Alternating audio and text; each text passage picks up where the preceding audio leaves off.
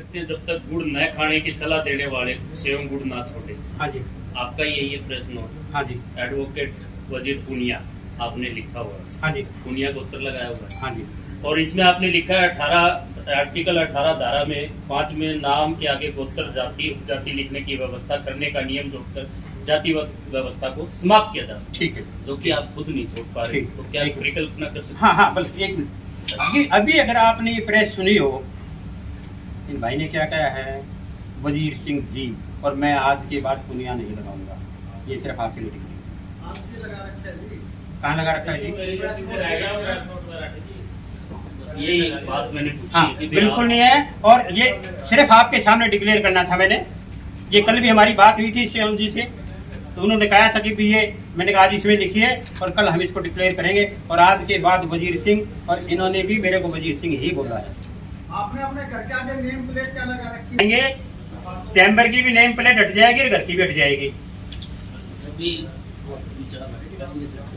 जब हम ये कह रहे हैं कि जब हम समाजवाद को पहले तो ये देख लीजिए, मेरा सिर्फ आप लोगों से एक ही वो है, लेकिन आपके बात में एक बात आनी चाहिए कि जातिवाद खत्म हो सकता है, बस। लेकिन सर, जैसे हाँ। आप इतने जागरूक आदमी होते हुए रिपोर्टर के कहने पे आप हटा रहे हो, ये विचार आपको पहले नहीं मैंने आया? रिपोर्टर के कहने पे नहीं हटाया है, आप ये समझिए। आप मेरी अगर यूट्यूब चैनल है, आप उसमें देखिए आज से पहले से। आपके कहने से पहले ही मैंने इनको सिर्फ वजीर सिंह जी बोला था।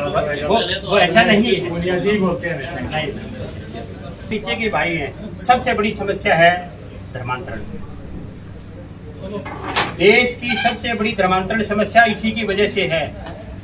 जातिवाद खत्म हो, ये जो सिस्टम हमने बताया है, अगर इस हिसाब से अगर चलती है तो जातिवाद खत्म हो जाएगा, राजनीति से वंशवाद और व्यक्तिवाद खत्म हो जाएगा, धर्मांतरण खत्म हो जाएगा, नक्सलवाद खत्म हो जाएगा, और 5 करोड़ परिवार जो हमारे SC ST हैं, एक साथ एक ही टाइम पे जो भी हमारा समाज है मुख्य धारा में शामिल हो जाएंगे, और वही हमें समतावादी समाज की प्रक्रिया करने में सफल है। धन्यवाद सर। उसके अंदर सबसे पहले संविधान में संशोधन करना होगा। आर्टिकल 17 में अबोलिशन ऑफ अनटचेबिलिटी के साथ abolition of untouchability and casteism करना होगा। ये सारी जातियों को खत्म कर सामान्य वर्ग का एक सामान्य वर्ग बनाना होगा। ऐसे ही OBC की जातियों को खत्म कर उसमें सामान्य वर्ग के अंदर घुसना होगा। OBC की और सामान्य वर्ग की जातियां खत्म होने के बाद एक वर्ग बन जाएगा। इसी तरह से SC और ST की सारी जातियों को खत्म करने के बाद एक वर्ग उसका बन जाएगा। जो भी अनुसूचित जाति और अनुसूचित जनजाति के भाई 3000 साल से उत्पीड़न झेल रहे हैं, उनको समाज और सरकार को ऊपर उठाना पड़ेगा। उसके लिए हमने एक इकोनॉमिक सपोर्ट की तो दिया हुआ है प्रपोजल, सरकार को उस पर गौर करना चाहिए। और इक्वलिटी लाने के लिए, समाज में इक्वलिटी लाने के लिए, चाहे मंदिर हो, चाहे कोई भी NGOs हों, मेडिकल काउंसिल ऑफ इंडिया है, बार काउंसिल ऑफ इंडिया है, जितनी भी एसोसिएशन हैं, हर लेवल पे सेंटर से लेकर नीचे तक SC ST के जो भी हमारे पुराने वोट हैं उनको 30% तक, उसमें 15 साल तक रिजर्वेशन हो। समाज के अंदर हमने एक भावना पैदा करनी है और सब एक साथ रहें उसके अंदर। अल्टीमेटली समाज हमारा एक हो जाएगा, जातियाँ सारी खत्म हो जाएंगी। इतना बड़ा अभियान चलाने की बात करें, इससे आगे क्या क्या? पहले ही सारे मेंबर ऑफ पार्लियामेंट को लिख चुके हैं, सारी स्टेट्स गवर्नमेंट्स को लिख चुके हैं, सारे चीफ सेक्रेटरीज को लिख चुके हैं, दोबारा सेंट्रल गवर्नमेंट को लिख चुके हैं। अब दोबारा से हम मेंबर ऑफ पार्लियामेंट से जो सेशन आ रहा है उससे पहले मिलेंगे और लिखित में उनको देंगे। 1 महीने के अंदर अंदर अगर इसमें कोई एक्शन नहीं होती है तो उस 1 महीने के बाद हम PIL डालेंगे सुप्रीम कोर्ट में। और अब हम आगे इसको ऑर्गेनाइजेशन बढ़ा रहे हैं, हरियाणा से बाहर भी निकालेंगे, इसको पूरा मूवमेंट चलाएंगे इसका। ये खत्म होने वाला नहीं है। मैं आप लोगों को विश्वास दिलाता हूँ, हम जातिवाद खत्म करेंगे और खत्म करके रहेंगे। आरक्षण जो अभी तक चलता आ रहा है वो क्या लोग छोड़ने को तैयार है? और देखिए, धर्मांतरण की जहाँ तक मैं एक आपको बात बता रहा हूँ कि हमारे नोबेल laureate हुए हैं, जिनको नोबेल पुरस्कार विजेता BS नॉयपॉल, उन्होंने कहा कि एक आदमी जो अपना धर्म परिवर्तन कर लेता है उसका अपने पूर्वजों से रिश्ता टूट जाता है, वो उस संस्कृति को छोड़ देता है। और जैसे ही उसका पूर्वजों से रिश्ता टूटता है और उस जो संस्कृति को छोड़ता है दूसरे धर्म में जाता है, तो उसके अंदर एक द्वंद्व पैदा हो जाता है।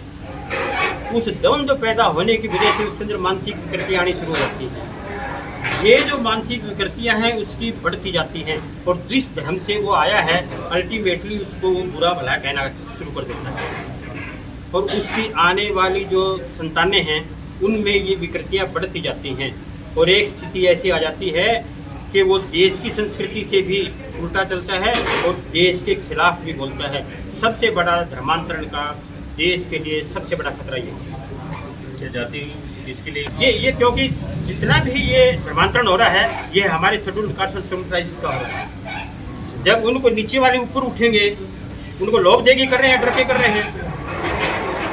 बाबा साहब अम्बेडकर ने भी कहा था कि ये जो ईसाई है जो धर्म परिवर्तन कर रहे हैं ये देश के साथ धोखा कर रहे हैं। धर्म परिवर्तन आज के दिन हम सब जानते हैं सबसे बड़ी समस्या हो चुकी है देश के लिए। जो धर्म परिवर्तन करा रहे हैं वो अत्याचारी है, पापी है, अन्यायी है, क्योंकि वो किसी की जिंदगी बर्बाद कर रहे हैं, आने वाली पीढ़ियों को बर्बाद कर रहे हैं। तो राजनीतिक लोगों को कैसे जोड़ेंगे अगर वो नहीं आते? राजनीतिक लोगों के लिए अब हम उनको लेटर लिख रहे हैं, सारे MPs को, कोई दोबारा से हम MPs को लेटर लिख रहे हैं, और मैंने बताया है कि आपको 1 महीने के बाद हम PIL डाल देंगे।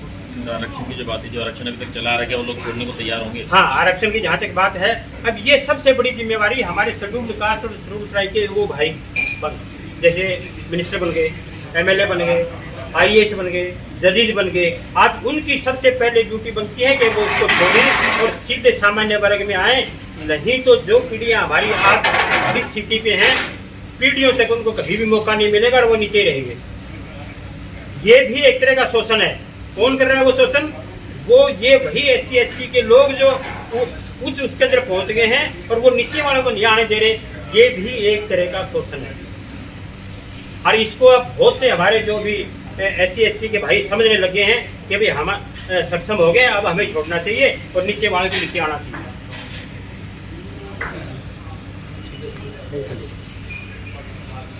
Thank you. जब हमारा संविधान बन रहा था उस समय भी बाबा साहब अम्बेडकर ने पूरा जोर लगाया था कि भाई हमें जातिवाद खत्म करना है। संविधान में आर्टिकल 17 है, अबोलिशन ऑफ अनटचेबिलिटी, छुआछूत का उन्मूलन। जो ये प्रोविजन है उसमें संविधान में, उस समय बाबा साहब चाहते थे कि भाई छुआछूत नहीं, जातिवाद का उन्मूलन करना, लेकिन उनकी बात नहीं मानी गई। उन्होंने ये कहा था कि अगर जातिवाद खत्म नहीं होगा, छुआछूत खत्म नहीं होगा। छुआछूत की जननी ही जातिवाद है। पर आज हम ये कह रहे हैं संविधान में संशोधन करिए, या तो छुआछूत शब्द को हटा के जातिवाद लिखिए, अबोलिशन ऑफ कास्टिज्म, या abolition of untouchability and casteism, ये शब्द उसमें जोड़ दीजिए। ये शब्द जिस दिन आप जोड़ देंगे संविधान में संशोधन कर देंगे, ऑफिशियली जातिवाद उसी दिन से खत्म। सिर्फ एक शब्द जोड़ना है, कुछ नहीं करना। ये कौन करेगा? पार्लियामेंट। संविधान में ये शब्द जोड़ने के बाद फिर पार्लियामेंट के पास पावर आ जाएगी कानून बनाने की। जैसे छुआछूत के संविधान में आ गया प्रोविजन, उसके बाद छुआछूत में जो भी कोई करेगा उसके लिए अलग से कानून बनाया कि उसको क्या दंड मिलेगा। छुआछूत कास्टिज्म का कॉन्स्टिट्यूशन में प्रोविजन करने के बाद उसको कानून बनाने का प्रावधान मिल जाएगा। और वो कानून बना सकते हैं। एक कानून का प्रोविज़न मैं आपके सामने रख रहा हूँ कि भाई वहाँ पे कानूनी प्रावधान बनने के बाद देश क्या कानून बना सकता है।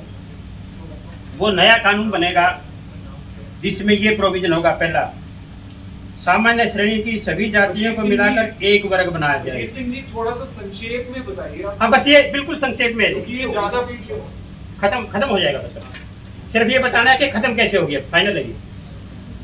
सामान्य श्रेणी की सभी जातियों को मिलाकर एक वर्ग बनाया जाए जिसे सामान्य वर्ग कहा जाए और सारी जाति खत्म, बस एक वर्ग।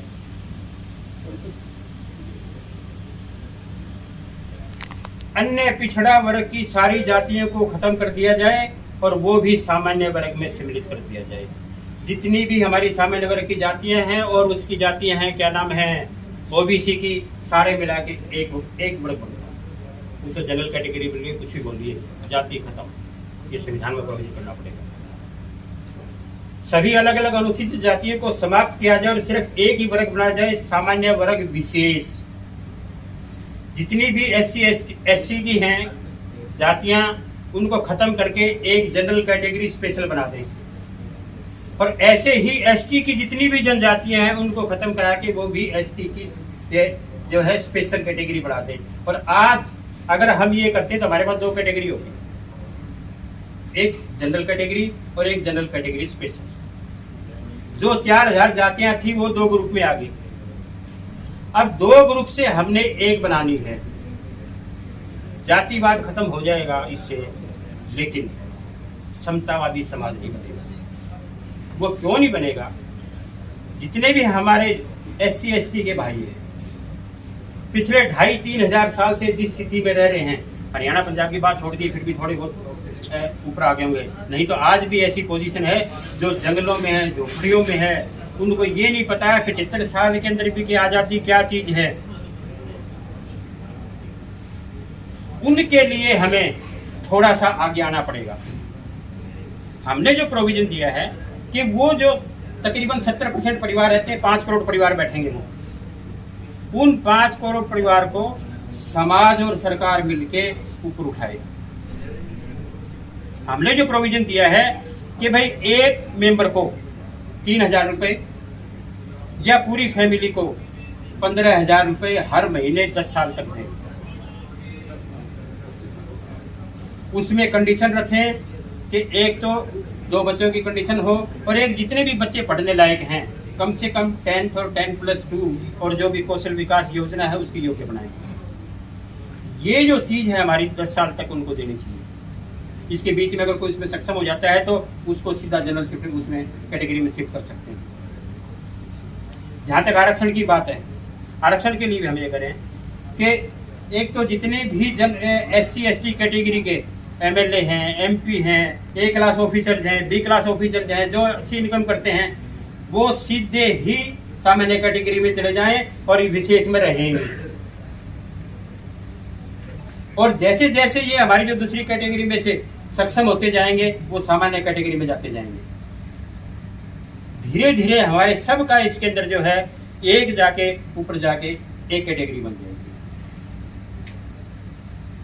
इसके बाद छोटी छोटी चीजें हैं और जिसको हम कर सकते हैं।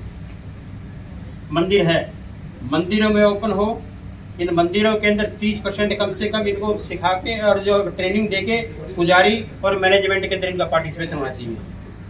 जितनी भी राजनीतिक पार्टियां हैं 30% टॉप से लेकर नीचे तक SC ST कैटेगरी के जितने भी हैं उनके अंदर आप मिलाइए, उनको पावर दीजिए। समता जब ही आएगी। और हर पार्टी अल्टरनेट ईयर पे एक अध्यक्ष के बाद जो दूसरा अध्यक्ष बनता है सिर्फ इन ग्रुपों से बनाए। ये 15 साल तक कम से कम 15 साल के अंदर अगर हम इस तरह से चलेंगे तो हमारा समाज जो है समतावादी समाज बन जाएगा। कहीं भी कोई फर्क नहीं होगी और फिर दोनों ग्रुप को हम मिला सकते हैं। हम बस समाज में एक ही बात है, जैसे नदियों का पानी है समुद्र में जाके एक हो जाता है, इसी तरह से हमारे समाज की जितनी जातियां खत्म हो गई, सिर्फ एक ही समाज रहे और वो रहे भारतीय समाज। बस ये छोटा छोटा सा मेरा। सर, जातिवाद भारत अभियान के आप प्रमुख हैं वजीर सिंह। हाँ जी। जब और एक है भारतीय जनता पार्टी के जो हमारे ट्रांसपोर्ट मिनिस्टर हैं गडकरी,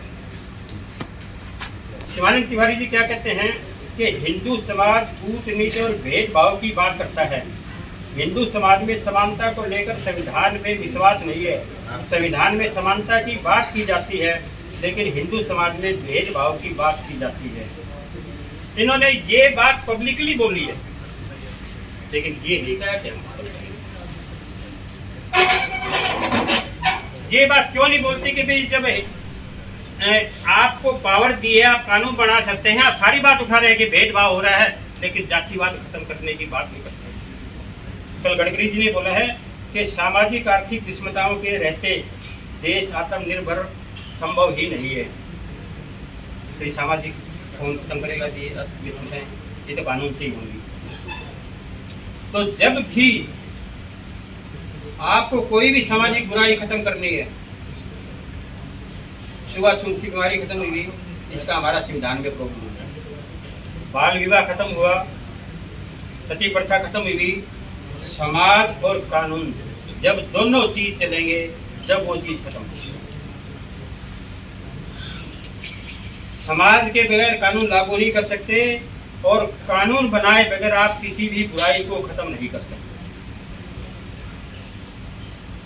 आज जो हमारे समाज की पोजीशन है, उसके हालात ये कि हमें जातिवाद को हर हाल में खत्म करना चाहिए। हर एक चाहता है, खत्म कैसे हो ये कोई नहीं बताता। हमारे पॉलिटिकल लीडर इसकी बात ही नहीं करते, उनको पता है कैसे खत्म होगी। अब हम इस बात पे आएंगे कि जातिवाद खत्म कैसे होगा। पहले तो मैं ये बता दूं कि जातिवाद खत्म हो सकता है। अभी पिछले दिनों 2019 की बात है, अभी तक ये बात हो रही 370 खत्म नहीं हो सकता। एक झटके में 370 खत्म हो। वो जाति का प्रभाव अंधा बना देता है। जातिवाद हमें बिल्कुल अंधा बना देती है, जन भावना को खत्म कर देती है। जातिवाद ने परोपकार की भावना को खत्म कर दिया है, जनमत को असंभव बना दिया है। हिंदू का जनमानस, हिंदू का सिर्फ एक ही चीज रखता है, जाति जाति जाति, इससे आगे उसका कुछ नहीं। उसकी जिम्मेदारी वह केवल और केवल अपनी जाति तक समझता है। उसकी वफादारी उसकी केवल जाति तक है। सदाचार उसका जातिगत हो गया है, नैतिकता जातिगत हो गई। योग्य व्यक्ति के लिए कोई सहानुभूति नहीं है, जरूरतमंद का कोई परोपकार नहीं है। ये सारी चीजें सिर्फ अपनी जाति के लिए है। अगर कोई आदमी अच्छा है, अगर मेरी जाति का है तो अच्छा है, और दूसरी जाति का तो कोई मतलब नहीं। हमने मदद करनी है, हमारी जाति का होगा तो हम आगे आ जाएंगे, और अगर दूसरी जाति का होगा हम पीछे हट जाएंगे। ये आज के दिन हमारे यहाँ नस नस में खून के अंदर आ चुका है कि भाई जाति का जो है, अपनी ही जाति के बारे में, अपने ही उस संगठन के बारे में उसी रेस में चलना है। जो जाति व्यवस्था का समाज है आज के दिन, वो एक ऐसे समाज का निर्माण कर रही है जो बिल्लियों और कुत्तों की तरह चल रहा है। वास्तव में जातिवाद भारतीय संस्कृति को खत्म कर रहा है। अब सवाल ये आता है कि भाई हमारे जितने भी ऋषि मुनि थे, समाज सुधारक थे, नेता थे, सारे ये चाहते थे कि जातिवाद खत्म हो, लेकिन जातिवाद खत्म नहीं हुआ। हम इस बात पे आएंगे कि जातिवाद खत्म क्यों नहीं हुआ। सब चाहते हैं, हर आदमी चाहता है कि जातिवाद खत्म हो, लेकिन एक बहाना है कि वह खत्म नहीं हो सकता। ये तो सदियों से आ रहा है, खत्म होगा ही नहीं। ऐसा नहीं है, ये खत्म हो सकता है। हुआ क्यों नहीं, पहले हम उसके ऊपर बात करेंगे।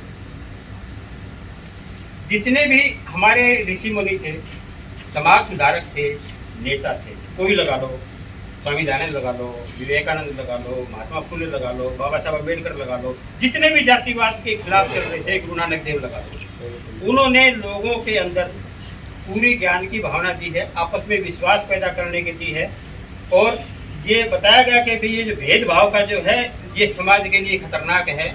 उनकी बातों को सबने फॉलो भी किया है, लेकिन जिन लोगों ने उसको फॉलो किया है वो थोड़े थे, लेकिन जो ये चाहते थे कि जातिवाद चलता रहे, उनकी संख्या ज़्यादा थी। और वो इफेक्टिवली इसको खत्म नहीं कर पाए। दूसरा, आजादी के बाद की अगर हम देखें, हमारे संविधान में समतावादी समाज की परिकल्पना की गई है। जातिवाद को जड़ मूल से खत्म करके समतावादी समाज बनाने की बात संविधान में है। हमारे जो भी संसद सदस्य हैं या एमएलए हैं, सारे संविधान की रक्षा की बात करने की बात करते हैं, लेकिन इस बात को कोई नहीं उठाता कि हम समतावादी समाज बनाएंगे, जातिवाद को खत्म करेंगे। मंडल आयोग लागू हुआ था, उसका सुप्रीम कोर्ट में केस गया था।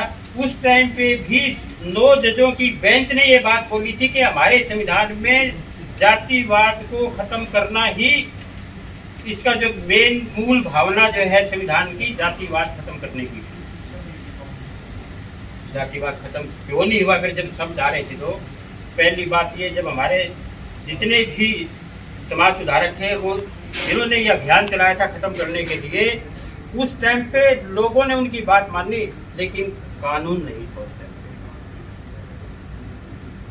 आज संविधान में प्रोविजन है,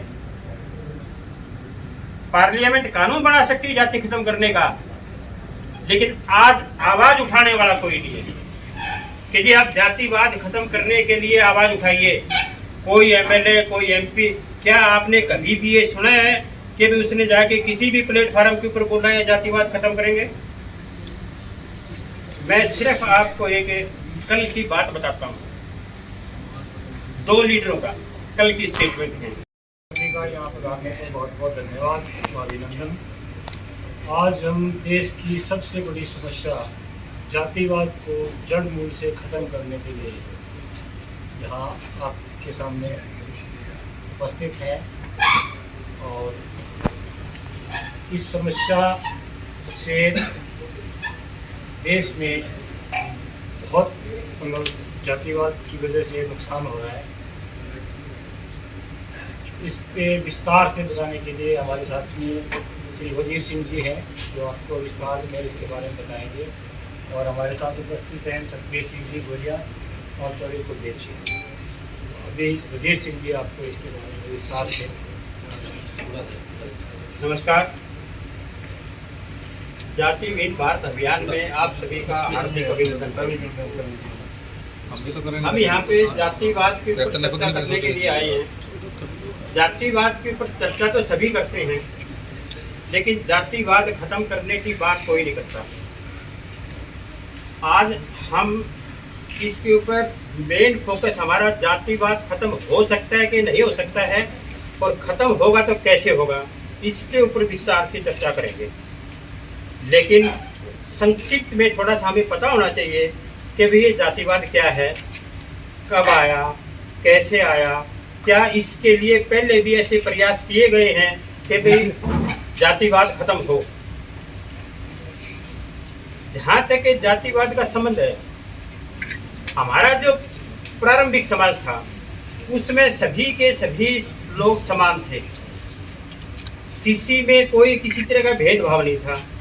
जैसे जैसे मनुष्य ने अपने समाज का विकास किया और विकसित समाज के अंदर जैसे जैसे संपत्ति बढ़ती गई, लोगों में डिफरेंस आता गया। लोगों में डिफरेंस आता गया तो उसमें दो दो तरह के जो ऊंच और नीच का भाव दो ग्रुप बनते गए। उसके बाद धीरे धीरे करके जैसे जैसे समाज और विकसित हुआ, तो जैसे जैसे काम धंधे बढ़े, उसके अलग से अपने अलग अलग से और जातियां उसके अंदर बनती गई। जहाँ तक दूसरे समाजों का संबंध है, उन समाजों में या तो उसकी एजुकेशन कितनी है, या उसका स्टेटस कितना है, या उसके पास संपत्ति कितनी है, इसके हिसाब से वर्गों का विभाजन हुआ है। लेकिन हमारे यहाँ एक अलग इन चीज़ों को छोड़ के जातिवाद की वजह से जो जाति का जो समाज बना है वो सारे दुनिया के समाजों से अलग है। जाति क्या है? जाति की कोई परिभाषा एक तो नहीं हो सकती, लेकिन हम उसकी जाति की विशेषताएं क्या है उसके बारे में थोड़ा सा बात कर सकते हैं। जाति एक परिवारों का एक संगठन है। कोई भी एक जाति ले लीजिए, आपसे यादव ले लीजिए, ये एक परिवारों का संगठन है जिसका नॉर्मली एक पेशा है, चाहे वो खेती करता है, तो कोई भी करता है, और अपने को एक ही पूर्वज की संतान मानते हैं। और जो यादव है उसकी आने वाली संतान भी यादव ही होगी। ये सबसे बड़ा डिफरेंस जो हमारे जातिवाद में है। बाकी दूसरे समाजों में इस टाइप की व्यवस्था नहीं है। अब आगे बात जातिवाद की उत्पत्ति कैसे हुई। ये जातिवाद हमेशा से नहीं है, समाज सारा बराबर था। हमारे यहाँ अगर जातिवाद की बात माने तो ऋग्वेद जो 1500 ईस्वी पूर्व लिखा गया था, उसके 90वें अध्याय के अंदर 10वें मंडल के, उसके अंदर 4 वर्णों की बात आती है। पहली बात 1500 ईस्वी। इन 4 वर्णों में से जो फिर शादियां आपस में मिक्स होके गई हैं, धीरे धीरे करके उसमें जातियां बढ़ती गई हैं। 500 ईस्वी तक जातियां जितनी भी थी सारी क्रम के ऊपर डिपेंडेंट थी, कोई जन्म आधारित नहीं थी। सूत्र काल के टाइम में 500 ईस्वी के आसपास ये जो जातियां हैं जन्म आधारित हो गई, और वही जो जन्म आधारित जो वो जातियां हुई हैं, वही हमारे देश के लिए और भारतीय व्यवस्था के लिए सबसे बड़ा खतरनाक स्टेप वो 500 ईस्वी काल था। उसके बाद 184 एडी में मनुस्मृति लिखी गई है। मनुस्मृति लिखी 184 एडी में। उसने इसमें पूरा कोड दिया है। उसने जातियों के अपने अपने जो है कर्म लिख दिए हैं, और जो ब्राह्मण है, ब्राह्मण को सबसे ऊपर रख दिया, फिर क्षत्रिय को रख दिया, वैश्य को रख दिया और शूद्र को रख दिया। जब तक उसने मनु ने मनुस्मृति लिखी है, उस टाइम तक भी हमारे समाज में सिर्फ 28 जातियां थी, 184 एडी तक। फिर जैसे जैसे काम धंधे बढ़ते गए और जैसे जैसे आपस में शादियां होती गई एक दूसरे की ग्रुप्स के अंदर, वो नीचे आते गए, और धीरे धीरे करके जितने भी काम धंधे बढ़े हैं, काम धंधों का क्या होगा, मान लिया कोई कारपेंटर है, उसकी जो स्किल डेवलप हुई है, उसने वो स्किल सिर्फ अपनी औलाद में दी है। उसने अपनी औलाद में दी, एक अलग से जात बन गई। मैक्सिमम से कुमार की लगा लो, सैनी की लगा लो, सारी लगा लो। और आज ये जातियां ऐसे करते करते हमारे समाज में 4000 से ज्यादा जातियां हो गई। अब ये जो 4000 से ज्यादा जातियां हुई है, इसमें सबसे जो नुकसान वाली बात रही है, जो भेदभाव हुआ है हमारे आपस में, जो ब्राह्मण आ गया, क्षत्रिय आ गया, वैश्य आ गया, शूद्र आ गया। मनुस्मृति में शूद्र को सबसे नीचे रखा गया, उसको अपमानजनक और घृणात्मक जो स्थिति में ला के छोड़ दिया। उसको कोई काम नहीं दिया, सिर्फ इस काम के लिए रख दिया कि ये सेवा करेगा। यहाँ से हमारे समाज का सबसे जो घृणात्मक जो सिचुएशन है ना, यहाँ से शुरू होती है। उनको कभी भी किसी भी टाइप का अवसर मिला ही नहीं है। और जैसे जैसे चलता गया, ये भेदभाव सिर्फ ब्राह्मण और नीचे शूद्र में नहीं, अब जातिवाद में एक एक में चलता गया। बाबा साहब अम्बेडकर ये कहते हैं कि भाई जो जातियों के अंदर भेदभाव है, जैसे एक जाति अपने से नीचे की, नीचे वाली जाति को हमेशा वो अपमानजनक और घृणा की दृष्टि से देखता है, और अपने से ऊपर वाली जाति को वो उसको सम्मानजनक देखता है। कोई भी एक जाति लगा लीजिए, मान लिया हम हीर लेते हैं, हीर अगर वैश्य को देखेगा तो उसको सम्मानजनक तरीके से देखेगा, अगर नीचे से देखेगा तो उसको अपमानजनक तरीके से देखेगा। और यही असली ब्राह्मणवाद है। ब्राह्मणवाद में यही फर्क है। ब्राह्मणवाद का ब्राह्मण से कोई लेना देना नहीं है। ब्राह्मणवाद ये हायरार्की है, एक पदानुक्रम है जातियों का, जिसमें ऊंची जाति को रिस्पेक्ट से देखते हैं और नीची जाति को हमें अनादर से देखते हैं। पर हमेशा हमारे समाज ने जितने भी ऋषि मुनि इसी चीज के खिलाफ लड़े हैं कि भाई ये खत्म होना चाहिए, इसके अंदर समानता आनी चाहिए। अब ये मान ली इतनी जातियां होगी, समाज के अंदर इतना वायमेंस आ गया, आपस में एक दूसरे के वो कट रहे हैं, क्या कभी समाज ने या हमारे लोगों ने इसके बारे में सोचा है कि भाई ये खत्म होनी चाहिए कि नहीं होनी चाहिए? हाँ, 1500 ईस्वी में हम मान के चलते हैं कि हमारे जातियां शुरू हुई हैं। ठीक उसके 1000 साल बाद पहली बार महात्मा बुद्ध ने ये सवाल उठाया कि जो भी उत्पीड़ित जातियां हैं, इनको घृणित जीवन है, इसमें से बाहर निकाला जाए और इस व्यवस्था को जो है खत्म किया जाए। शुरुआत वहां से हुई। 1000 साल के बाद लोगों ने महसूस किया है और महात्मा बुद्ध ने इसको सबसे पहले सवाल किया।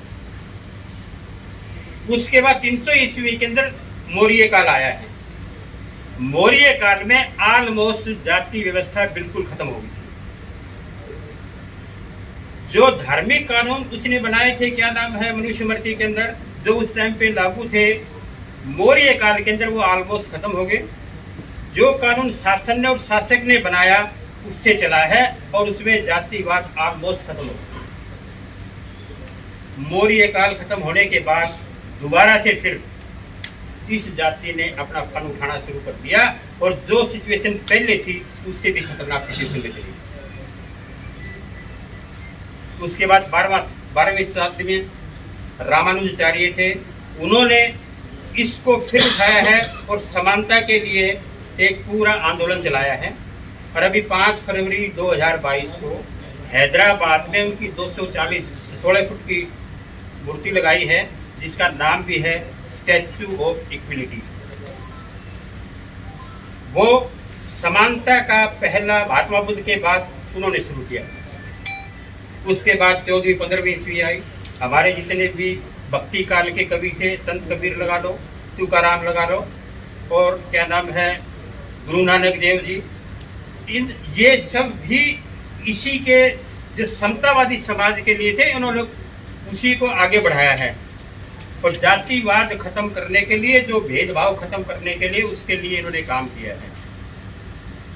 उसके बाद महात्मा फुले आए, बाबा साहब अम्बेडकर आए, महात्मा गांधी आए। महात्मा गांधी ने 1935 में कहा था कि जातिवाद देश को बर्बाद कर रहा है, इसको जितना जल्दी समाज खत्म कर देगा उतना ही देश के लिए अच्छा है। 1929 में एक रैली को संबोधित करते हुए नेताजी सुभाष चंद्र बोस ने कहा था कि हमें आज़ादी मिलने के बाद एक नए समाज का निर्माण करना होगा और जातिवाद को जड़ मूल से खत्म करना होगा। स्वामी दयानंद ने भी यही बात कही है, विवेकानंद ने भी यही बात कही है, लेकिन जातिवाद खत्म नहीं हुआ। उन्होंने प्रयास किए हैं सबने। हाँ, एक बात इनके करने से ये जरूर होगी कि लोगों के दिमाग में ये आ गई कि भाई ये भगवान की बनाई हुई नहीं है, हमारे समाज ने इस जाति को बनाया है, लेकिन खत्म फिर भी नहीं हुई। सबसे पहले हम इस चीज पे आते हैं कि क्या ये खत्म होनी चाहिए और इसका सबसे बड़ा नुकसान क्या है। ये मैं थोड़ा सा आपको जातिवाद क्यों खत्म